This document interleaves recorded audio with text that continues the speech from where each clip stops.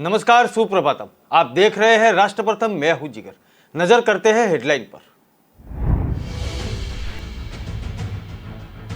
कर्तव्य पथ देश को समर्पित किया वड़ा प्रधान नरेंद्र मोदी ने।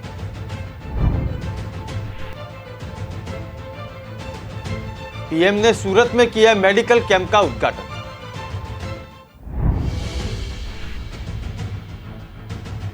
अमेरिका ने F-35 डिलीवरी को स्वीकारना बंद किया।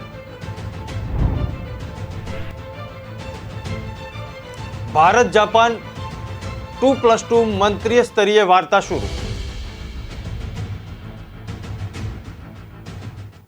खबरें देखते हैं विस्तार से। प्रधानमंत्री नरेंद्र मोदी ने सेंट्रल विस्टा एवेन्यू को उद्घाटन के दौरान अपने भाषण में पश्चिम बंगाल से लेकर दक्षिण भारत को बखूबी साधा।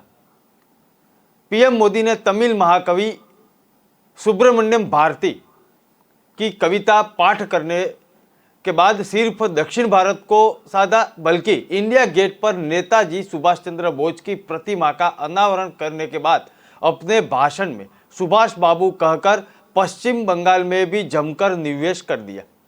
सिर्फ यही नहीं, नरेंद्र मोदी ने अपने भाषण में इन राज्यों के अलावा प्रमुख विपक्ष पार्टी कांग्रेस को भी इशारों में निशाने पर लिया। देर शाम को प्रधानमंत्री नरेंद्र मोदी ने जब सेंट्रल विस्टा एवेन्यू का उद्घाटन किया और देश को कर्तव्य पथ समर्पित किया, तो अपने भाषण के दौरान प्रधानमंत्री नरेंद्र मोदी ने समूचे देश को अलग अलग तरह के संदेश भी दिए। प्रधानमंत्री के पूरे भाषण को राजनीतिक नजरिए से भी देखा जा रहा है। राजनीतिक जानकारों का कहना है कि प्रधानमंत्री नरेंद्र मोदी ने दक्षिण भारत से लेकर पश्चिम बंगाल तक चुनावी नजरिए से बहुत बड़ा निवेश कर दिया।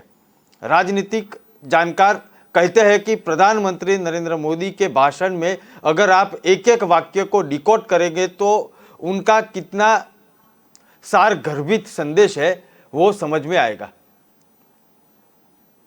प्रधानमंत्री नरेंद्र मोदी ने न सिर्फ देश को एक गौरवशाली पल से जोड़ा, बल्कि चुनाव की राजनीतिक पिच पर बहुत कुछ निर्वेश भी किया।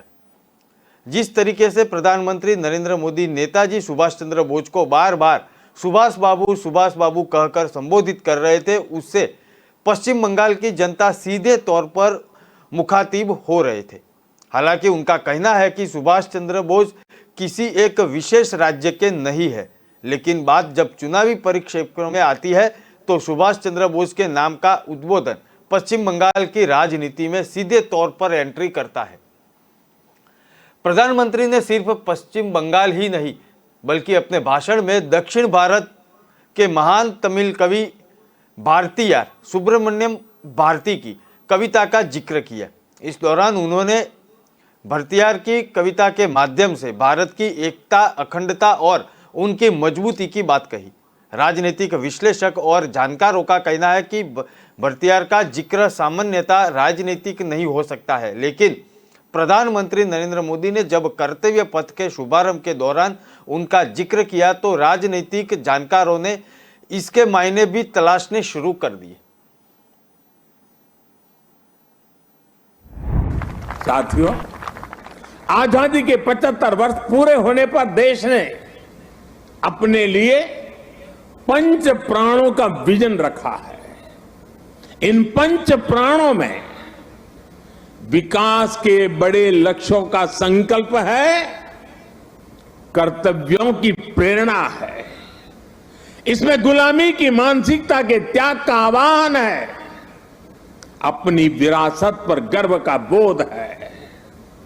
आज भारत के आदर्श अपने हैं, आयाम अपने हैं। आज भारत के संकल्प अपने हैं, लक्ष्य अपने हैं। आज हमारे पथ अपने हैं, हमारे प्रतीक अपने हैं।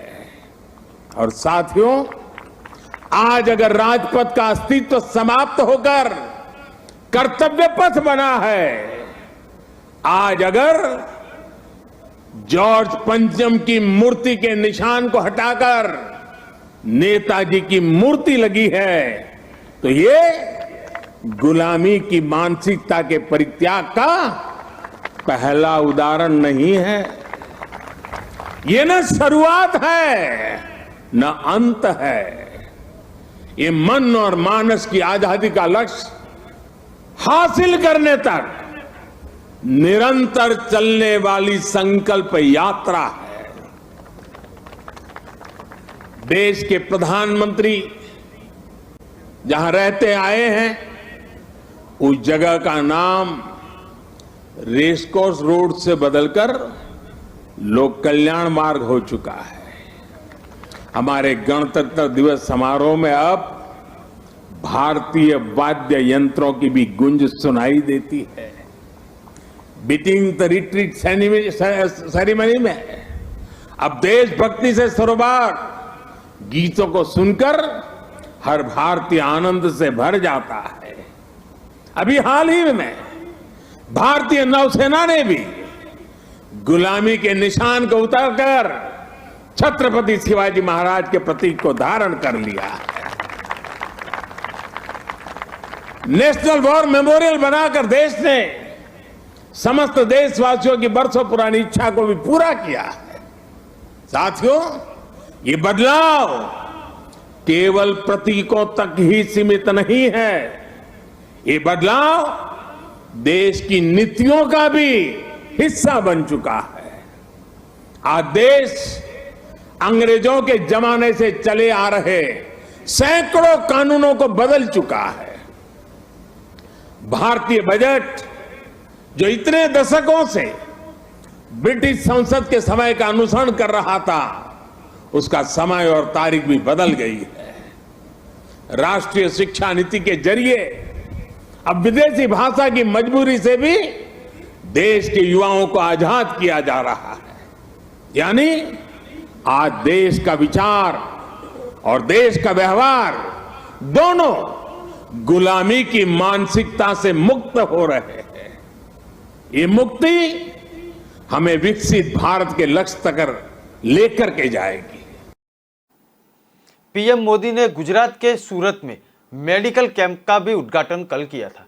मेडिकल कैंप के उद्घाटन से पहले मोदी ने राज्य और केंद्र प्रायोजित योजनाओं के लाभार्थियों से बातचीत भी की। मेडिकल कैंप के उद्घाटन के बाद नरेंद्र मोदी ने कहा कि आज पूरे गुजरात में मल्टी स्पेशलिटी अस्पतालों का सशक्त नेटवर्क तैयार हुआ है। पिछले 2 दशकों में मेडिकल कॉलेज 11 से बढ़कर 31 हो चुके हैं। एम्स भी बन रहा है और कई मेडिकल कॉलेज प्रस्तावित है। उन्होंने कहा कि देश के करोड़ों छोटे किसानों का कदम कदम पर साथ देना ये हमारी सरकार की प्राथमिकता है। पीएम किसान सम्मान निधि हमारी सरकार का ऐसा ही एक प्रयास है। इस योजना के तहत अब देश भर के किसानों के बैंक खातों में लगभग 2 लाख करोड़ रुपए सीधे ट्रांसफर किए जा चुके हैं। गुजरात के कृषि मंत्री मुकेश पटेल ने कार्यक्रम और मेडिकल कैंप का आयोजन किया था। उन्होंने बताया कि सूरत के ओलपाड़ निर्वाचन क्षेत्र के लगभग 70,000 निवासियों ने मुफ्त चिकित्सा शिविर के लिए अपना पंजीकरण कराया है। उन्होंने कहा कि आर्ट्स एंड कॉमर्स कॉलेज के परिसर में आयोजित होने वाले शिविर में 3,000 डॉक्टर स्वास्थ्य जांच करेंगे। सबसे बड़ी खुशी की बात है, मेगा मेडिकल कैंप, ये अपने आप में कल्पना ही बहुत बड़ी है। एक साथ हजारों लोगों की जांच और मुफ्त इलाज की योजना, मैं मानता हूं कि लोगों को जोड़ना, ये सेवा भाव, सेवा का इतना बड़ा पवित्र काम, मैं जितनी बधाई आप सबको दूं उतनी कम है। गरीब से गरीब के आरोग्य की इतनी चिंता करना, सरकार की योजनाओं से कोई छूट न जाए, इसके लिए विशेष कैंप लगाकर प्रयास करना, इसके लिए मैं मुकेश भाई को और उनकी पूरी टीम को बहुत बहुत बधाई देता हूं। और देखिए, आरोग्य में जब सेवा करते हैं तो कितने आशीर्वाद मिलते हैं। अभी मैं कंचन बहन को सुन रहा था, उनका किडनी का ऑपरेशन हुआ, किडनी में से पत्थर की उनकी तकलीफ थी, लेकिन आज वो कितने आशीर्वाद दे रही थी। तो आज आरोग्य का कैंप आप लगा रहे हैं, मुझे लगता है कि आपके आशीर्वाद पूरे गुजरात के काम आने वाले हैं। सेवा के ऐसे कार्यों में भूपेंद्र भाई के नेतृत्व में पूरी सरकार और सीआर पाटिल के नेतृत्व में भाजपा का एक एक कार्यकर्ता सेवा भाव से काम कर रहा है। यही सेवा भाव, यही सद्भावना जिसको गुजरात की जनता का बार बार आशीर्वाद मिलता है, प्यार और स्नेह मिलता है। आज इस मेडिकल कैंप में भी भाजपा के प्रति गुजरात के लोगों का ये स्नेह है। मैं दूर दूर तक देख रहा हूं यहां टीवी पे, मेरी नजर जहां पहुंचती है लोग ही लोग हैं। भाइयों और बहनों, मैं अक्सर सूरत की सद्भावना, सूरत के लोगों के सामर्थ्य, सूरत के लोगों की इच्छा शक्ति की बात करता रहता हूं। અને આપણો સુરતી લાલો એટલે પછી પૂછવાનું જ શું। अमेरिकी रक्षा अधिकारियों ने लॉकहीड मार्टिन F-35 लाइटनिंग की डिलीवरी को अस्थायी रूप से स्वीकार करना बंद कर दिया। एक खोज के बाद उत्पादन में लड़ाकू जेट के हिस्से में चीन से मिश्र धातु से बने से और संभावित रूप से पेंटागन अतिग्रहण नीति का उल्लंघन कर रहे थे। प्रश्न में मिश्र धातु का उपयोग मैग्नेट का उत्पादन करने के लिए किया गया था और जो सिर्फ F-35 टर्बोमाचिन पंप में एकीकृत होते हैं। चुंबक सूचना प्रसारण नहीं करता है, यानी विमान की अखंडता को नुकसान नहीं पहुंचाता है और इस मुद्दे से जुड़े कोई प्रदर्शन, गुणवत्ता, सुरक्षा या जोखिम नहीं है और F-35 इन सर्विस के बेड़े के लिए उड़ान संचालन जारी रहेगा। सामान्य F-35 संयुक्त कार्यक्रम कार्यालय के प्रवक्ता रसेल गोरे ने फ्लाइंग को बताया था। एप्लॉय प्रदाता का मार्टिन का 5वां स्तरीय आपूर्ति करता है और F-35 टर्बो मार्चिन पर एक चुंबक से संबंधित है।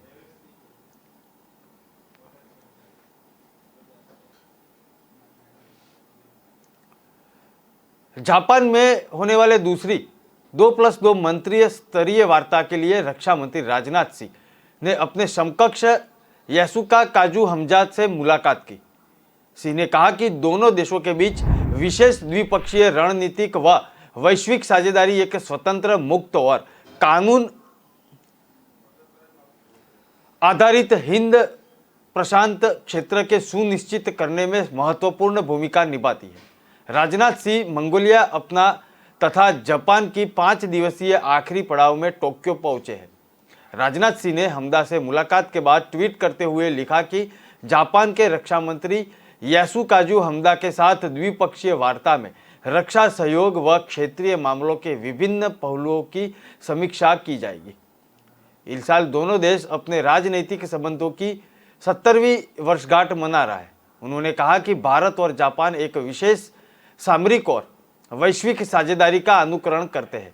जापान के साथ भारत की रक्षा साझेदारी स्वतंत्र, मुक्त और कानून आधारित हिंद प्रशांत से सुनिश्चित करने में महत्वपूर्ण भूमिका निभाएगी। रक्षा मंत्रालय ने बताया कि दोनों मंत्रियों ने सद्विपक्षीय और बहुपक्षीय अभ्यास जारी रखने के लिए अपनी प्रतिबद्धता व्यक्त की। उन्होंने इस साल मार्च में अभ्यास मिलन के दौरान आपूर्ति और सेवा समझौतों के पारस्परिक प्रावधान के संचालन का स्वागत किया। दोनों मंत्रियों ने इस बार भी सहमति व्यक्त की कि लड़ाकू अभ्यास के शीघ्र आयोजन में दोनों देशों की वायुसेना के बीच अधिक सहयोग और अंतर संचालन का मार्ग प्रशस्त होगा। रक्षा मंत्री राजनाथ सिंह ने रक्षा उपकरण और तकनीकी सहयोग के क्षेत्र में साझेदारी के दायरे का विस्तार करने की आवश्यकता पर जोर दिया। उन्होंने जापानी उद्योग को भारत के रक्षा गलियारों में निवेश करने के लिए आमंत्रित किया, जहां सरकार द्वारा बनाए गए रक्षा उद्योग के विकास के लिए अनुकूल वातावरण है। रक्षा मंत्री राजनाथ सिंह ने कहा कि हाल में दोनों में हमारे द्विपक्षीय संबंधों में उल्लेखनीय प्रगति हुई है। दोनों देशों के सांस्कृतिक और सभ्यगत संबंधों का एक लंबा इतिहास रहा है। एशिया में दो संपन्न लोकतंत्रों के रूप में हम एक विशेष रणनीतिक और वैश्विक साझेदारी का अनुसरण कर सकते हैं।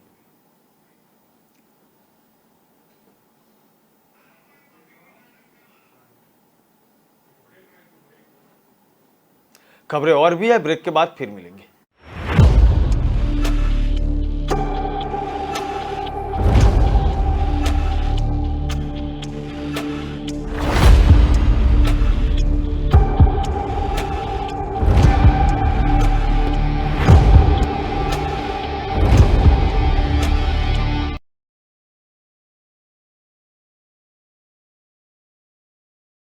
बोल धरती जयकारा, गगन है सारा गूंजा रे।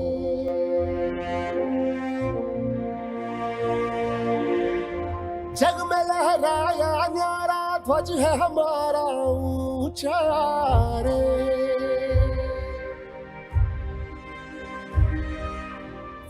हम वो योद्धा वो निडर, हम जो भी दिशा में जाए, सारे पथ चरण छुए और पर्वत शीस नवाए। रास्ते से हट जाए नदियां हो के हवाए। हम है जियाले जीतने को, हम रण में उतरते हैं। हम सूरज है अंत, हमी रातों का करते हैं। जो रक्त है तन में बहता, वो हमसे है ये कहता। सम्मान के बदले जान भी दे तो नहीं है घाटा रे। युग युग की जंजीरों को हमने ही काटा है। बोल उठा ये जग सारा, जय हो युग की जंजीरों को हमने ही काटा है।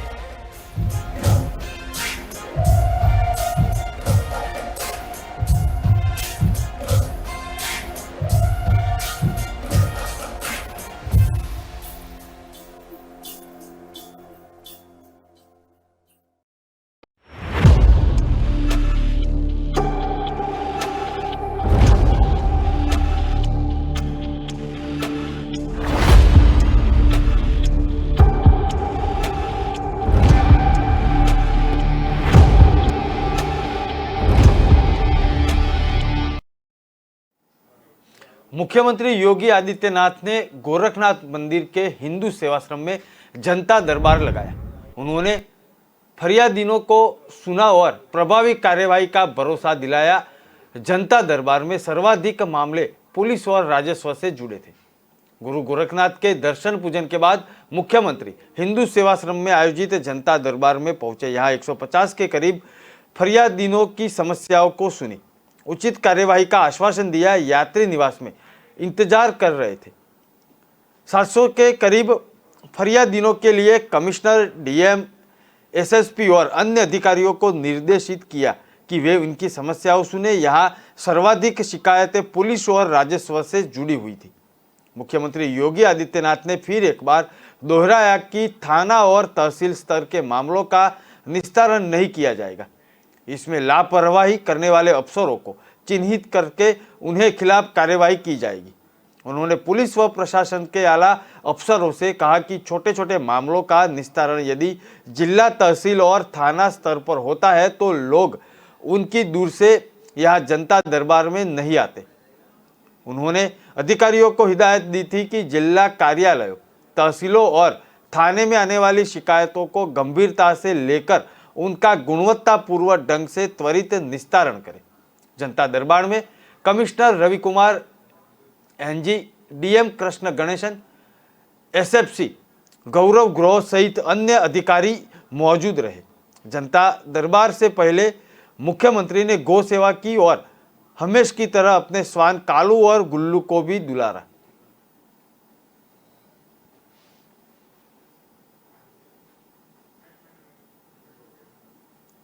एनटीए ने नीट यूजी 2022 के नतीजे घोषित कर दिए हैं।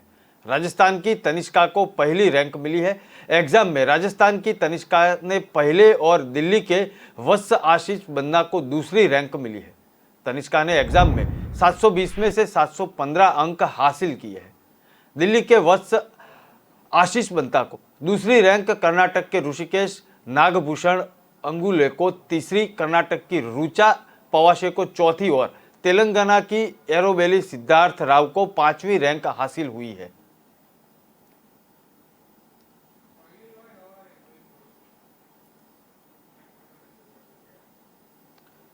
भाजपा विधायक राम कदम ने 1993 में बम धमाके के दोषी आतंकी याकूब मेमन की मुंबई में कब्र को मजार में बदलने को लेकर बड़ा आरोप लगाया।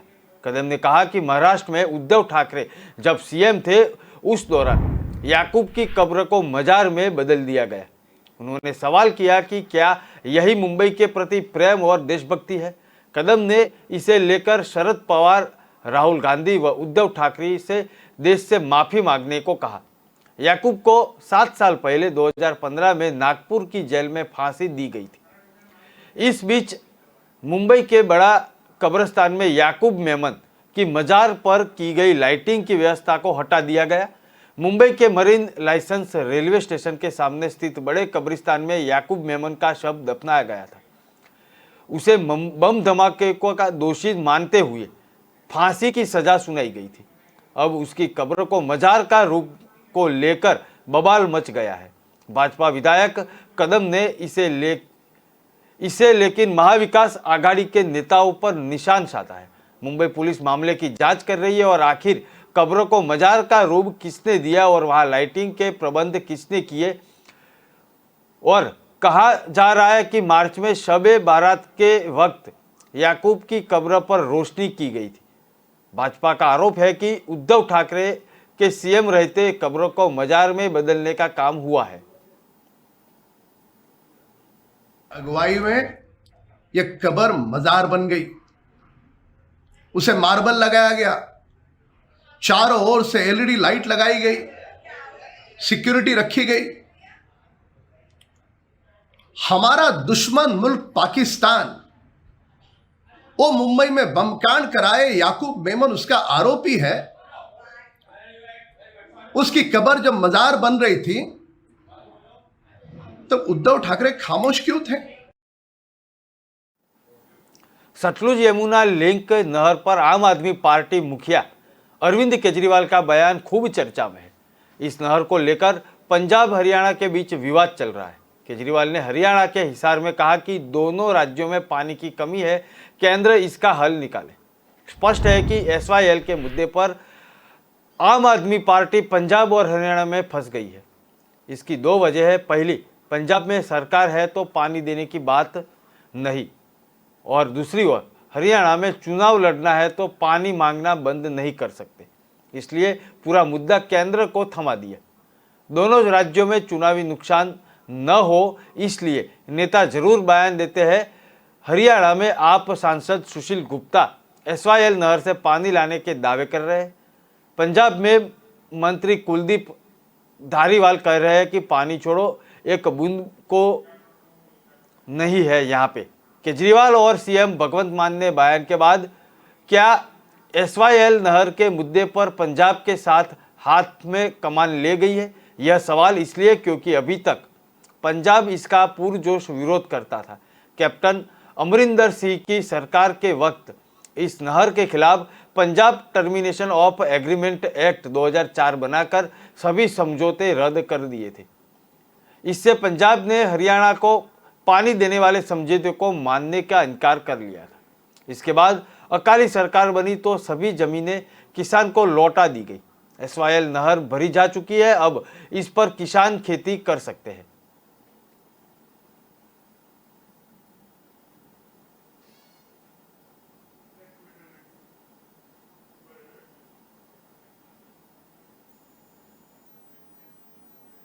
उत्तर प्रदेश के मुख्यमंत्री योगी आदित्यनाथ ने लखनऊ के होटल में आग लगने से लोगों की मौत पर गहरा दुख और चिंता व्यक्त की थी और मुख्यमंत्री ने सभी अस्पतालों और मेडिकल कॉलेजों में अग्नि सुरक्षा और विद्युत सुरक्षा तंत्र की विस्तृत भौतिक जांच करने के आदेश दिए थे। उन्होंने आग के कारणों का पता लगाने के लिए संभागीय आयुक्त और लखनऊ के पुलिस आयुक्त द्वारा संयुक्त जांच के आदेश दिए थे।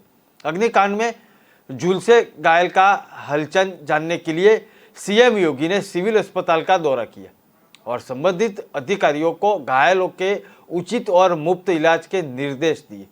अधिकारियों के साथ समीक्षा बैठक में मुख्यमंत्री ने सभी अस्पतालों और मेडिकल कॉलेजों में अग्नि सुरक्षा और विद्युत सुरक्षा तंत्र की विस्तृत भौतिक जांच करने के निर्देश दिए थे।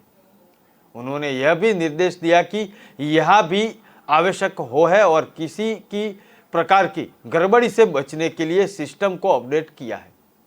सीएम की ओर से ऐसी घटनाओं को रोकने के लिए एक integrated command and control centre का उपयोग करने के लेकर सभी तहसीलों और फायर टेंडर की सुविधा सुनिश्चित करने के निर्देश जारी किए हैं।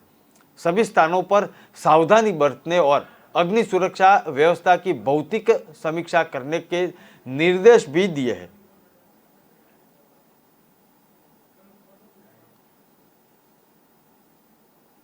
घटना के बाद माननीय मुख्यमंत्री जी महोदय के आदेशानुसार होटलों में लगातार चेकिंग की जा रही है, उनकी व्यवस्थाओं को चेक किया जा रहा है और साथ में डेमो भी दिया जा रहा है कर्मचारियों को, होटल वगैरह के कर्मचारियों को। अब तक लगभग जो है 50 लोगों को चिन्हित किया गया, जिसमें होटल, छोटे गेस्ट हाउस वगैरह भी हैं जिनके पास अग्निशमन व्यवस्था कार्यशील नहीं है। उनको नोटिस दिया गया है और उनको सही कराने हेतु निर्देश भी दिया गया है। फायर के माने के जो 15 मीटर से नीचे होटल है उसमें जो है पानी का टैंक होना चाहिए, overhead tank, hose reel fire institution alarm system में होना चाहिए और 15 मीटर से ऊंचे होटलों में जो पूरा होटल स्प्रिंकलर होना चाहिए और अंडरग्राउंड पानी के टैंक और भी जो मानक है उनको निर्देश के साथ दिया जाए। झारखंड में एक राजनीतिक संकट चल रहा है। इसके अलावा राज्य बलात्कार और हत्या के कई अपराधों के लिए समाचार में रहा है और जब मुख्यमंत्री हेमंत सोरेन के भाई बसंत सोरेन से राज्य में उनकी अनुस्मृति के बारे में पूछा तो जबकि अपराध किए गए और उन्हें कहा कि अजीब जवाब उन्होंने दिया। विधायक और झारखंड के सीएम हेमंत सोरेन के भाई बसंत सोरेन ने हाल ही में राजनीतिक अशांति के बीच अपनी दिल्ली यात्रा के बारे में पूछे जाने पर कहा कि मेरे पास अंडरगारमेंट खत्म हो गए थे, इसलिए मैं खरीदने के लिए दिल्ली गया था, मैं उन्हें वहां से मंगवाता हूं। गोड्डा के भाजपा सांसद निशिकांत दुबे ने सोरेन की ये टिप्पणी पर प्रतिक्रिया देते हुए कहा कि यह पीड़ितों के परिवारों के प्रति असंवेदनशील है। गरीबों और आदिवासियों के नेता शिबू सोरेन यानी गुरुजी के बेटे अब दुमका से उनके कपड़े खरीदने के लिए दिल्ली आते हैं। भजन मंडली के लिए जलती है और मरोड़ती भी है, टिमटिमाटी है और डरती है, क्योंकि इस कारण से हत्या के बाद की दुमका की आदिवासी बेटी और अंकिता की इस परिवार के पास समय नहीं था। भाजपा नेता ने यह ट्वीट किया था।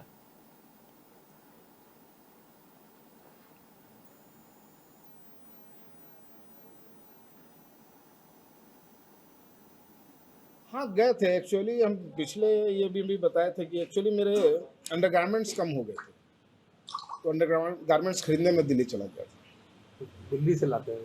हाँ, हम दिल्ली से लाते हैं। सामान्य है, कोई अंतर नहीं है। देखा ही आप लोगों ने, कल परसों विधानसभा में सब लोग थे। आने दीजिए, नीतीश जी का स्वागत है, आने दीजिए। उसके बाद शीर्ष नेता लोग क्या इस पे डिसीजन देंगे वो लोग बेहतर बताएं। खबरें और भी है, ब्रेक के बाद फिर मिलते हैं।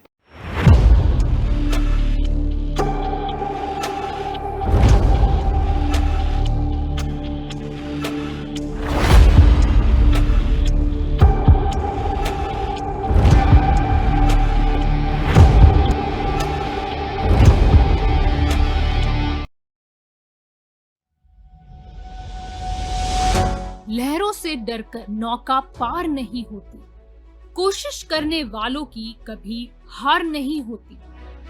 नन्ही चींटी जब दाना लेकर चलती है, चढ़ती दीवारों पर 100 बार फिसलती है। मन का विश्वास रगों में साहस भरता है, चढ़कर गिरना, गिरकर चढ़ना न अखरता है। आखिर उसकी मेहनत बेकार नहीं होती, कोशिश करने वालों की कभी हार नहीं होती। डुबकी या सिंधु में गोताखोर लगाता, जा जाकर खाली हाथ लौट कर आता। मिलते नहीं सहज ही मोती गहरे पानी में, बढ़ता 2 गुना उत्साह इसी हैरानी में। मुट्ठी उसकी खाली हर बार नहीं होती, कोशिश करने वालों की कभी हार नहीं होती। असफलता एक चुनौती है, इसे स्वीकार करो। क्या कमी रह गई देखो और सुधार करो। जब तक न सफल हो नींद चैन को त्यागो तो, संघर्ष का मैदान छोड़कर मत भागो तो।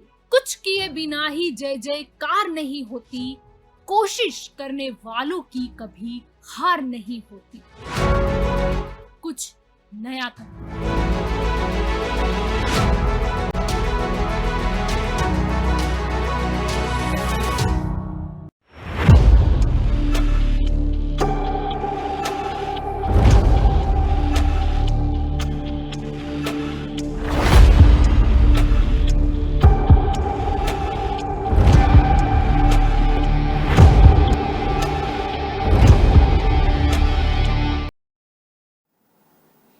प्रधानमंत्री नरेंद्र मोदी ने ब्रिटेन की महारानी एलिजाबेथ द्वितीय के निधन पर शोक जताया है। पीएम मोदी ने कहा कि उन्हें हमारे समय की दिग्गज के रूप में याद किया जाएगा। उन्होंने अपने देश और लोगों को नेतृत्व प्रदान किया। उन्होंने सार्वजनिक जीवन में गरिमा और शालीनता का परिचय दिया। प्रधानमंत्री नरेंद्र मोदी ने किया कि महामहिम महारानी एलिजाबेथ द्वितीय को हमारे समय की एक दिग्गज के रूप में याद किया जाएगा। सार्वजनिक जीवन में गरिमा और शालीनता का परिचय भी उन्होंने दिया। उनके निधन से आहत हूँ। इस दुख की घड़ी में मैं मेरी संवेदनाएं उनके परिवार और ब्रिटेन के लोगों के साथ है।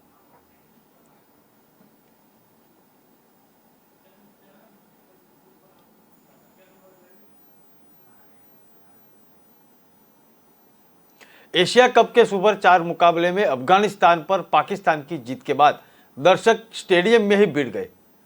दर्शकों ने एक दूसरे पर जमकर कुर्सियां फेंकी, नारेबाजी और झंडे लगाते हुए कुछ अफगानी समर्थकों ने पाकिस्तान फैंस को पीटा।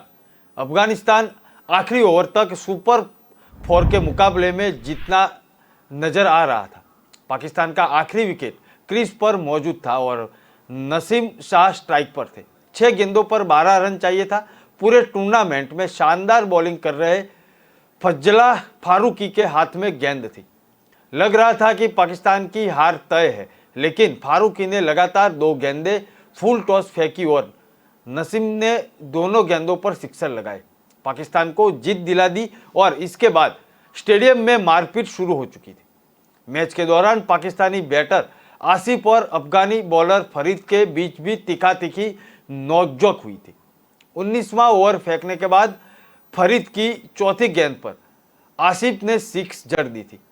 अगली ही गेंद पर फरीद ने आसिफ के कैच आउट किया था और नॉन स्ट्राइक एंड पर जा रहे थे। आसिफ और फॉलो थ्रू में जा रहे फरीद टकरा गए। इसके बाद दोनों के एक दूसरे को कुछ कहा और आसिफ ने फरीद को मारने के लिए बल्ला उठा दिया था। दोनों टीम के प्लेयर्स को भी बीच बवाल करने पर बीच में आना पड़ा था।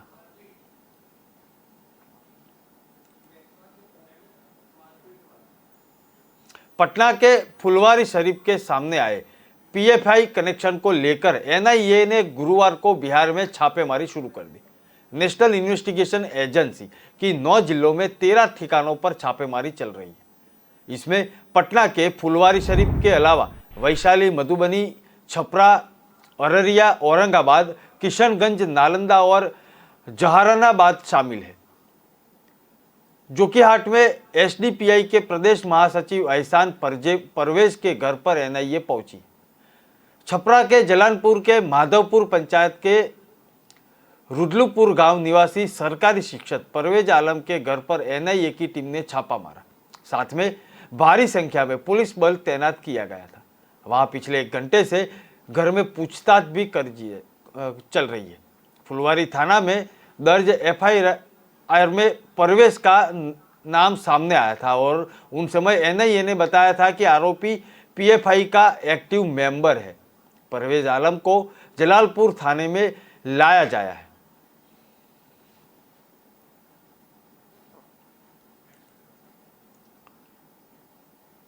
भारत के वित्त मंत्री ने कहा है कि रूसी तेल आयात करना देश की प्रबंधन रणनीति का हिस्सा था और अन्य देश भी कुछ ऐसा ही कर रहे थे।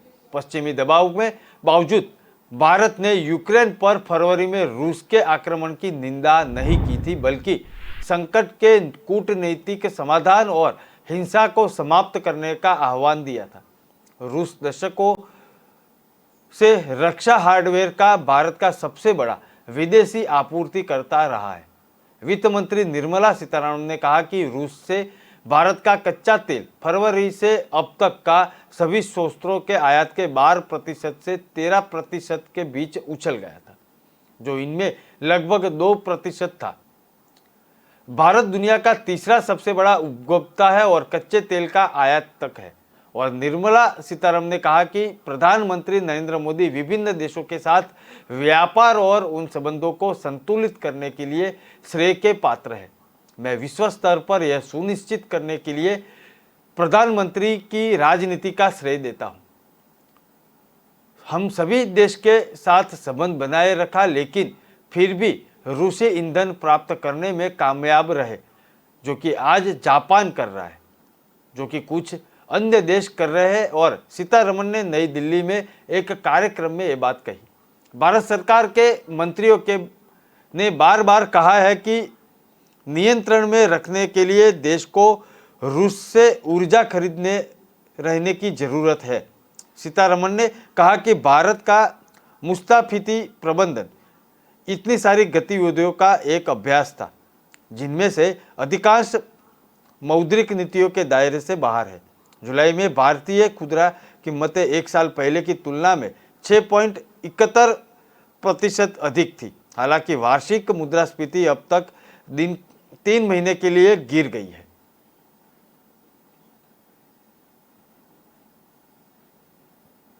Crude oil, buying of crude, supplying and making sure the economy also benefits is seen through this route. But today when we are, since February of this year, in a situation where global prices were going beyond anyone's affordability, and we take the call in November once and again in April, I think, or early June, of reducing the price. To some extent, of course, it can't be as much as each one of us would want it to be. And at that stage, to take a very strong political decision. I respect the Prime Minister for his courage on this. Get it from Russia. Get it from Russia because they are willing to give you at discount. And how speedily did we ramp it up? Where we were otherwise, our entire import otherwise had only 2% or probably sometimes even lesser than 2% of Russian component into our crude basket. It was ramped up to almost 12 to 13%. All within a couple of months that we are talking about. And why? Why do we need to? Yes, we cut down the price somewhat. But can it be further strengthened? Can the burden on the Indian exchequer for having to import that much more, at that much more price, can it be handled with a lot more sense of prudence? Will there be a political implication on it? Will there be a political fallout because of that? And that's where I give credit to the statesmanship of the Prime Minister to make sure globally that we did keep our relationship with all countries, but yet managed to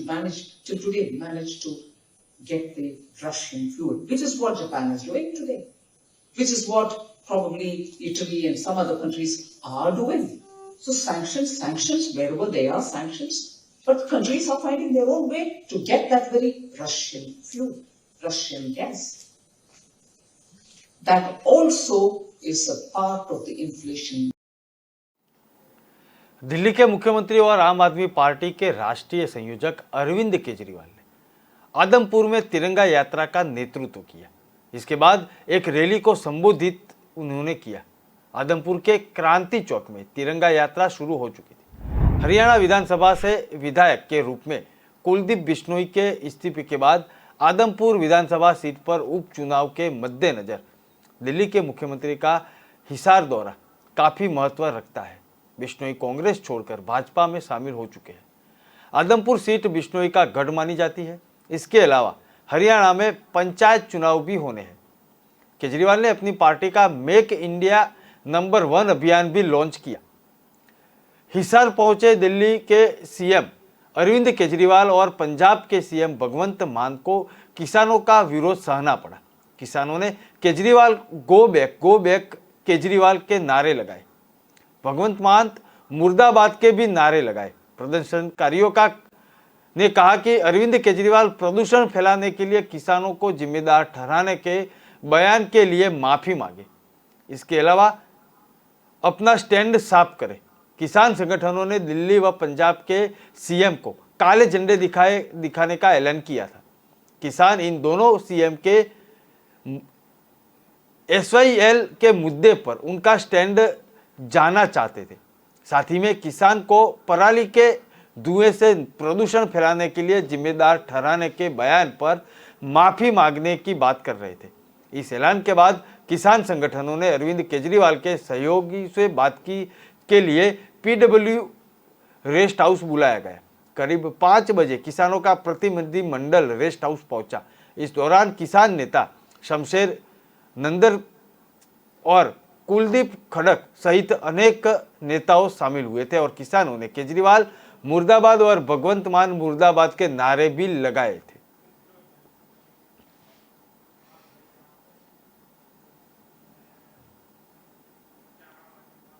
आज बड़े महत्वपूर्ण विषय के ऊपर मैं बात करना चाहता हूं। हम आजादी के 75 साल मना रहे हैं।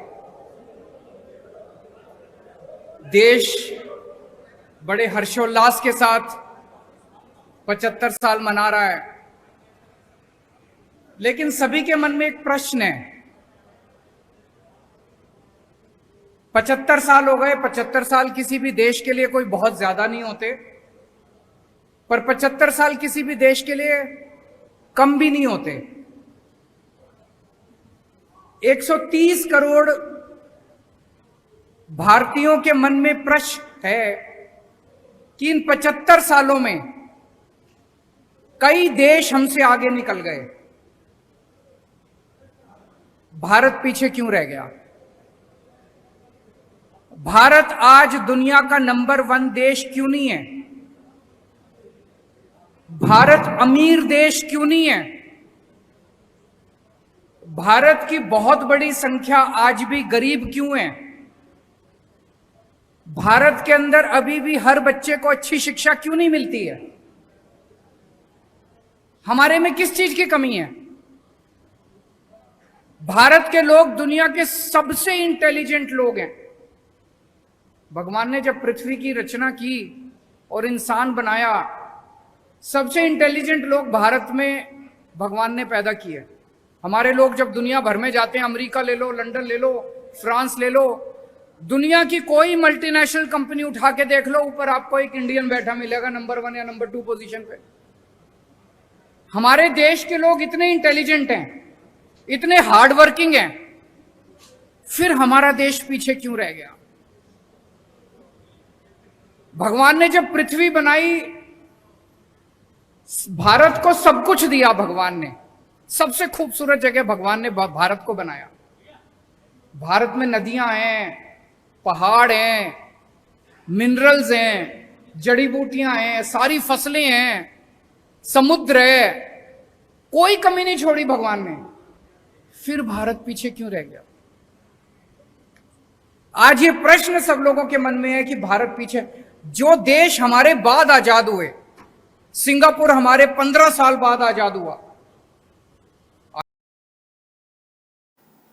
खबरें और भी है, ब्रेक के बाद फिर मिलेंगे।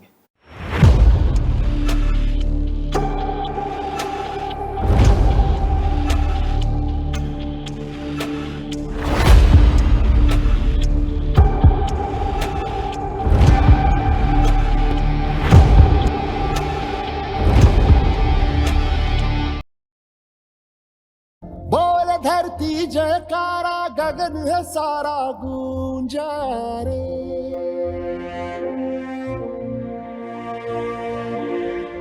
जग में लहराया न्यारा ध्वज है हमारा ऊंचा रे।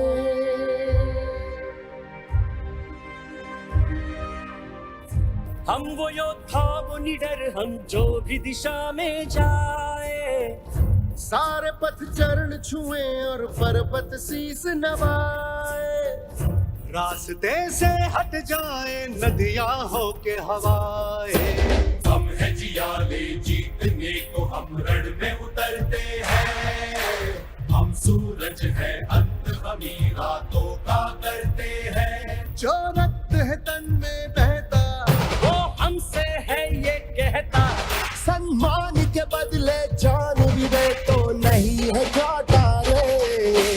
युग युग की जंजीरों को हमने ही काटा रे। बोल उठा ये जग सारा जय हो। युग की जंजीरों को हमने ही काटा रे।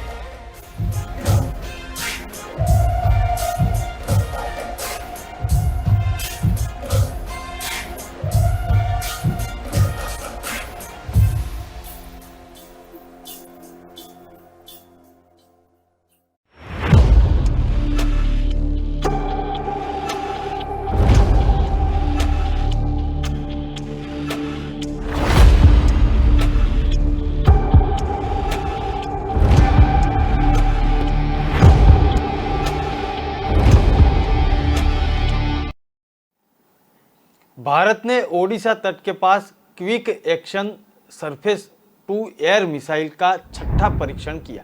इस दौरान मिसाइल ने सटीक निशाना लगाया और टारगेट को तय समय में तबाह कर ये तय निशाना लगाया था। यह मिसाइल 3 से 30 किलोमीटर तक की रेंज में आने वाली दुश्मन की मिसाइल को नष्ट कर सकती है।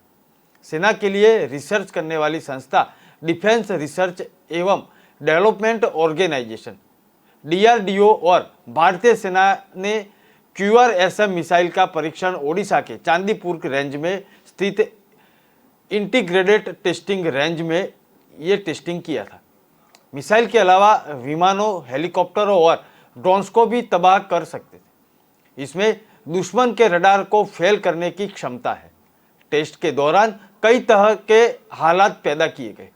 इसमें launch range medium, short range high और low radar signature with receding and crossing target और एक के बाद एक 2 मिसाइल दागी हुई और ताकि मिसाइल की क्षमता को सही से परखा जाए।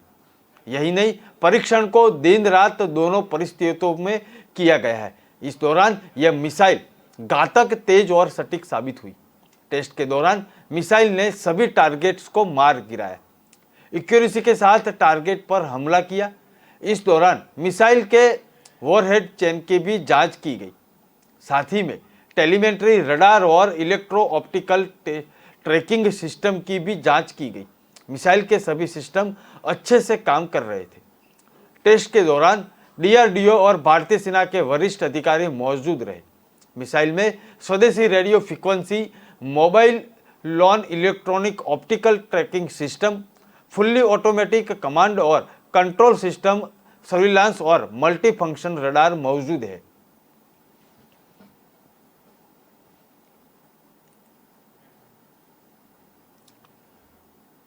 केंद्रीय गृह और सहकारिता मंत्री अमित शाह ने दिल्ली के विज्ञान भवन में आयोजित राज्यों के सहकारिता मंत्रियों के सम्मेलन को संबोधित किया। उन्होंने कहा कि राष्ट्रीय सहकारिता नीति में इस क्षेत्र में समग्र बदलाव होंगे और गृह मंत्री ने कहा कि कई नीति का मसौदा तैयार करने के लिए पूर्व केंद्रीय मंत्री सुरेश प्रभु की अध्यक्षता में एक नई समिति बनाई है। इसमें हर राज्य का प्रतिनिधित्व होगा। सम्मेलन को संबोधित करते हुए अमित शाह ने कहा कि देश में अभी 65,000 सक्रिय प्राथमिक कृषि शाखा संस्थाएं हैं। हमने अगले 5 साल में 3 लाख PSC संगठित करने का लक्ष्य रखा है। 2.5 लाख नई समितियों के पंजीयन का लक्ष्य है और उन्होंने राज्यों के सहकारिता मंत्रियों से कहा है कि उप नियमों को जल्दी से अपनाएं और इन समितियों को पुनर्जीवित करने की दिशा में काम करें। उन्होंने कहा कि नई नीति का फोकस सहकारिता समितियों का मुफ्त पंजीयन, कंप्यूटरीकरण और लोकतांत्रिक चुनाव, सक्रिय सदस्यता और नेतृत्व पारदर्शिता में व्यावसायिकता, समिति पदाधिकारियों की जिम्मेदारी और जवाबदेही सुनिश्चित करनी होगी।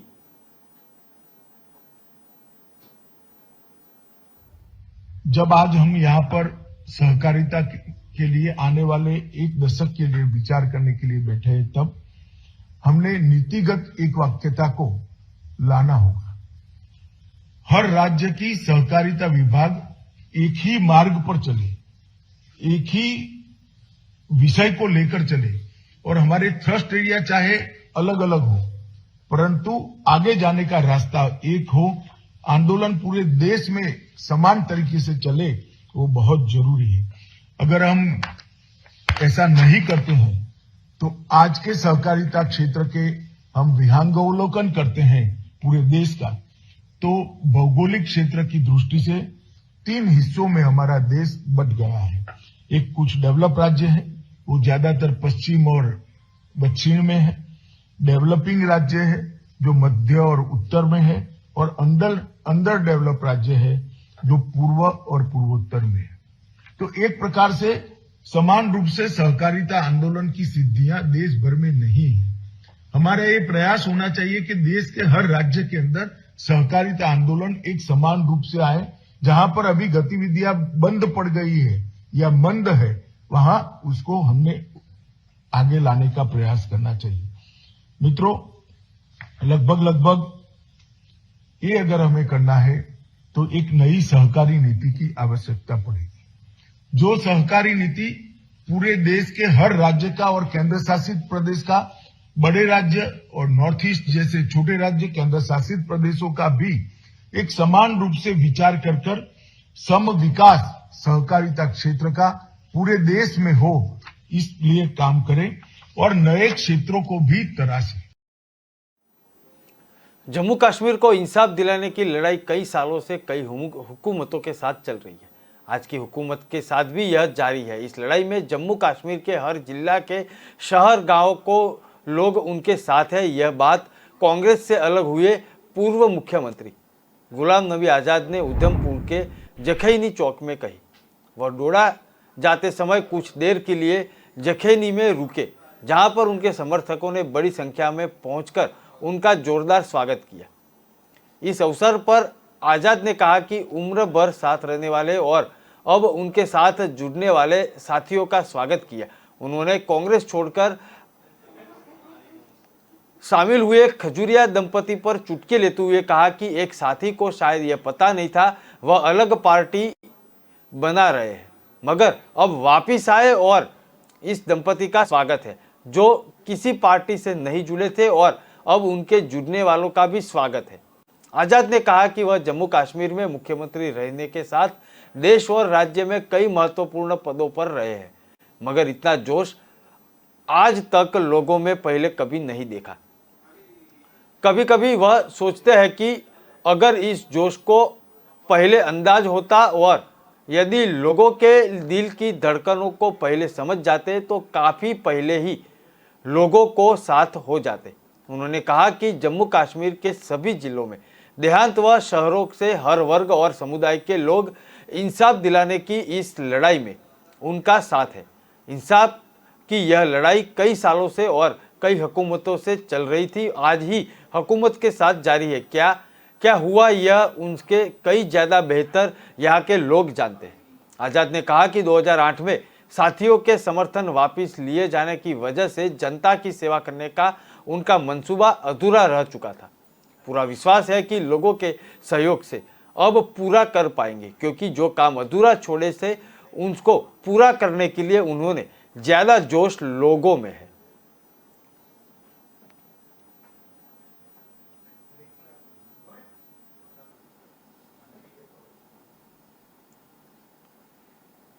हैं वो तो है ही हैं, उनका भी बहुत बहुत धन्यवाद। और कई लोग हैं जो वहां नहीं थे लेकिन आप जुड़ रहे हैं, किसी पार्टी में नहीं थे, उन सब का मैं जम्मू कश्मीर में हिंदुस्तान में कई पदों पे रहा, जम्मू कश्मीर में मुख्यमंत्री रहा,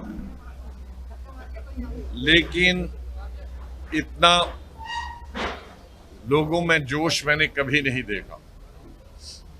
कभी कभी मैं सोचता हूं कि अगर मुझे अंदाजा होता इतना जोश का तो मैं बहुत पहले, अगर मैं आपकी दिल की धड़कनें समझता तो बहुत पहले आपके साथ हो जाता। सब तबकों के, सब इलाकों के, सब डिस्ट्रिक्ट के, गांव शहर, चाहे मेरा हिंदू भाई हो, मुसलमान भाई हो, सिख भाई हो, क्रिश्चियन भाई हो, वो दलित हो या हमारा शेड्यूल ट्राइब गुजर हो, सब भाई देहात के, शहर के हमारे साथ इस लड़ाई में, जो इंसाफ दिलाने की लड़ाई है। कई सालों से ये लड़ाई चलती आ रही है, कई हुकूमतों के साथ और आज की हुकूमत के साथ भी। क्या क्या हुआ ये मुझसे 10 गुना आप जानते हैं, क्योंकि आप रोज उन चीज़ों का मुकाबला करते हैं। तो मुझे पूरा विश्वास है कि जो मैंने काम अधूरा छोड़ा था, उस साथियों ने मेरी सपोर्ट विड्रा की 2008 में, और मैं अपना जो मंसूबा था आप लोगों की सेवा करने का, खिदमत करने का, उसको पूरा नहीं कर पाया। उसको पूरा करने के लिए मुझसे ज़्यादा जोश आप में है, मेरे भाइयों में है, बहनों में। इस जोश को कायम रखें।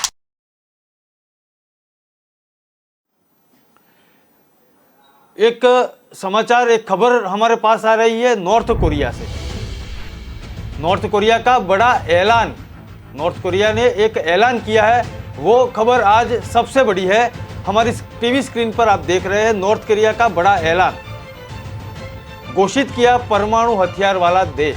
नॉर्थ कोरिया ने परमाणु हथियार वाला देश घोषित किया। किम जोंग उन ने किया है आधिकारिक तौर पर ऐलान। नॉर्थ कोरिया ने सत्तावार तरीके से यह बात घोषित आज कर दी। नॉर्थ कोरिया ने पारित किया कानून। किम जोंग उन ने किया आधिकारिक तौर पर ऐलान।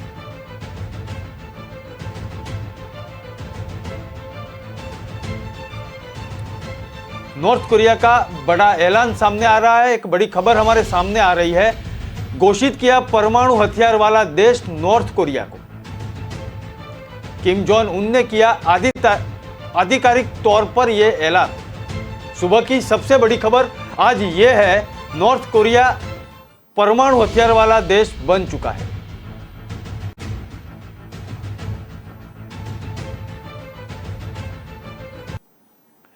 बिहार के मुख्यमंत्री नीतीश कुमार ने चुनाव रणनीतिकार प्रशांत किशोर पर हमला बोलते हुए कहा कि उन्होंने मेरे साथ भी काम किया है। नीतीश कुमार ने कहा कि प्रशांत किशोर बिहार में रहकर जो कुछ कर रहे हैं वो किसी भी बयान का कोई महत्व नहीं है। नीतीश कुमार ने मीडिया से बातचीत के दौरान प्रशांत पर तंज कसते हुए कहा कि उन्हें मालूम है कि 2005 से क्या काम हुआ है।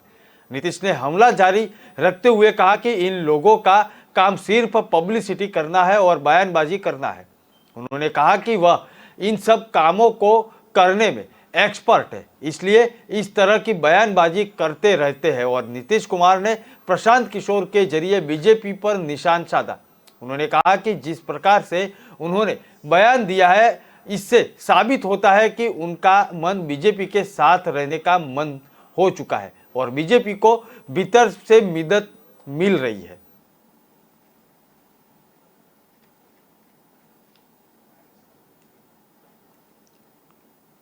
चलाओ बाइक चलाओ।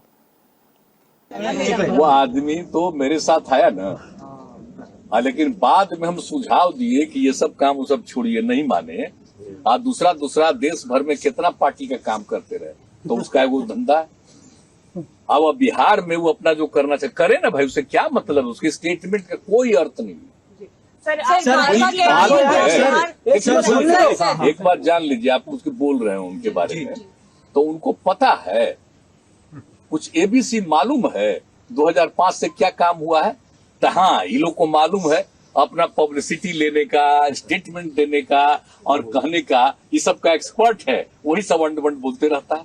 कोई मतलब है क्या? 3 दिन और आप जान लीजिए, अगर कोई इस तरह की बात बोलता है तो आप समझ लीजिए मन होगा कुछ, बीजेपी के साथ रहने का मन होगा, बीजेपी का भीतर से मदद करने वाला मन होगा। राज्य में भी एक सरकार है जिसमें नीतीश कुमार जी मुख्यमंत्री हैं, चुने हुए हों या व्यवस्था से बनाए हुए हों, और मुझे नहीं लगता है कि जब तक नीतीश कुमार हैं तब तक कोई बहुत ज्यादा दिक्कत अभी होने वाली है। कोई ना कोई जुगाड़ लगाकर मुख्यमंत्री बने रहेंगे। 24 में क्या होगा मैं ये तो आपको अभी मेरे पास ऐसा कोई प्रिज्म नहीं है कि देख के बता दूं। 24 अभी दूर है, 1.5 साल से ज्यादा का समय है। लेकिन मैं आपको जो बिहार में विधानसभा के जो चुनाव हैं वो अभी की जो राजनीतिक परिस्थिति है या जो फॉर्मेशन है इससे बहुत अलग फॉर्मेशन में वो चुनाव लड़ा जाएगा, इतना मैं कह सकता हूं। इसी बात को मैंने कहीं दूसरे जगह कहा कि आप 180 डिग्री अभी टर्न हुआ है और इसमें अभी कई परिवर्तन होने बाकी है।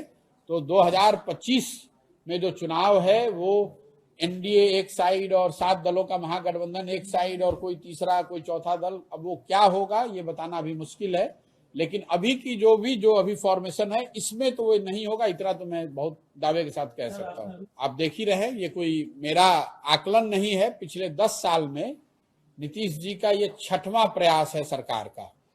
आपको हमको ऐसा लग रहा है कि ये 17 में एक बार उन्होंने एनडीए में किया और फिर अभी दूसरी बार कर रहे हैं, ऐसी बात नहीं है।